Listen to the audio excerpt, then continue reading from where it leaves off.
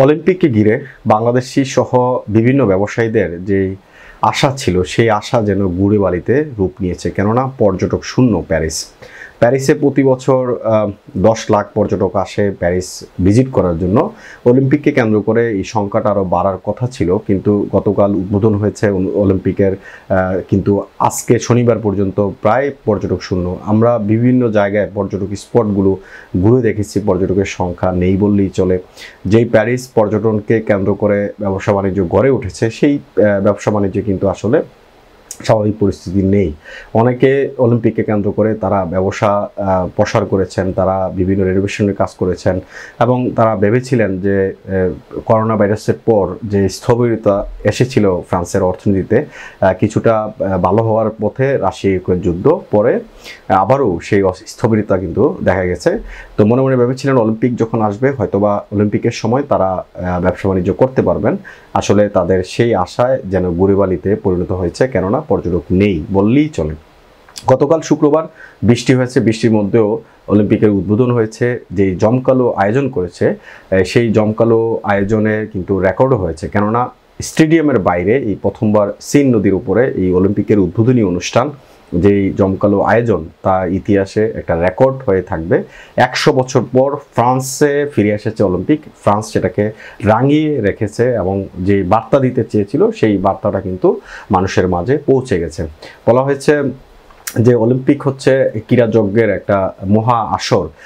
প্রায় 206টি দেশের ক্রীড়াবিদরা এই অলিম্পিকে অংশগ্রহণ করেন। প্রায় 10,500 অ্যাথলেট এই অলিম্পিকে এইবার অংশগ্রহণ করছেন, সেখানে আমাদের বাংলাদেশও আছে। কিন্তু উদ্বোধনের আগে এই যে ফ্রান্সের দূরপাল্লার যে ট্রেন লাইনগুলো, এই ট্রেন লাইনগুলোতে যে হামলা হয়েছে, মূলত কেবল কার যে থাকে এই কেবলের কারগুলোকে আসলে কেটে দেওয়া হয়েছিল লাইনগুলোকে। এখনো পর্যন্ত ধরা যায়নি কারা বা কে এটা করেছে। তবে ইন্টারন্যাশনাল মিডিয়া থেকে লো প্যারিজিয়ান একটি প্রতিবেদন প্রকাশ করেছে, যেখানে বলছে একটি ইমেইলের মাধ্যমে এখন ইনভেস্টিগেশন হচ্ছে, কারণ একটি ইমেল থেকে একটি থ্রেট এসেছিল। তার আগেও অলিম্পিক যখন কাউন্টডাউন শুরু হয়েছিল তারপরে কিন্তু ফ্রান্সে সন্ত্রাসী হামলার হুমকি পেয়ে আসছিল ফ্রান্স, এবং প্রশাসন থেকে নানা উদ্যোগ নেওয়া হয়েছে এই হুমকি মোকাবেলা করতে। কিন্তু তারা বলা হয়ে থাকে যে দূরপাল্লার যে ট্রেনগুলো, দ্রুতগতির ট্রেন লাইনগুলো এক শহর থেকে অন্য শহরে অ্যাথলেটরা বা দর্শনার্থীরা যাবে, এই যোগাযোগ ব্যবস্থাকে খুব সুন্দরভাবে সাজিয়েছিল ফ্রান্স। তাই আক্রমণকারীরা আসলে এটাকেই টার্গেট করেছে। আজকে শনিবার, আজকে পর্যন্ত এখনো পর্যন্ত লাইন স্বাভাবিক হয়নি। মানুষের যে বিঘ্নতা হয়েছে এবং দুর্ভোগ পোহাতে হয়েছে, প্রায় 1 মিলিয়ন মানুষ কিন্তু গতকাল এই ঘটনার পর তারা কিন্তু আসলে দুর্ভোগে পড়েছিল। বলা হচ্ছে এসএনসিএফের পক্ষ থেকে সোমবারের মধ্যে তারা পুরোপুরি লাইন স্বাভাবিক করবে এবং সোমবার থেকে রেল চলাচল যাতায়াত স্বাভাবিক হবে।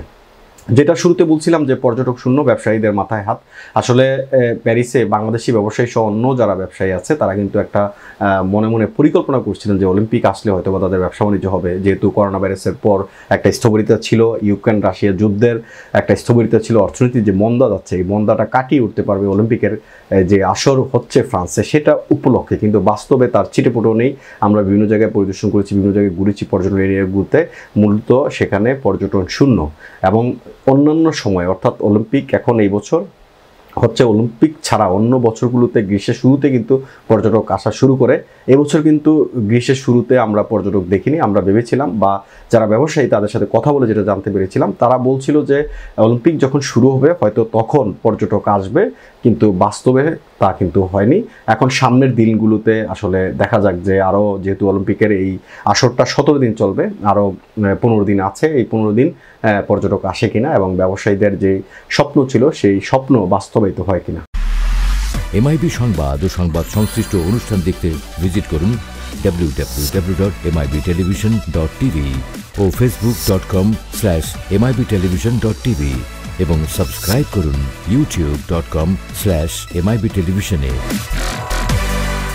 এমআইবি টেলিভিশন, সত্য খবর, সঠিক খবর।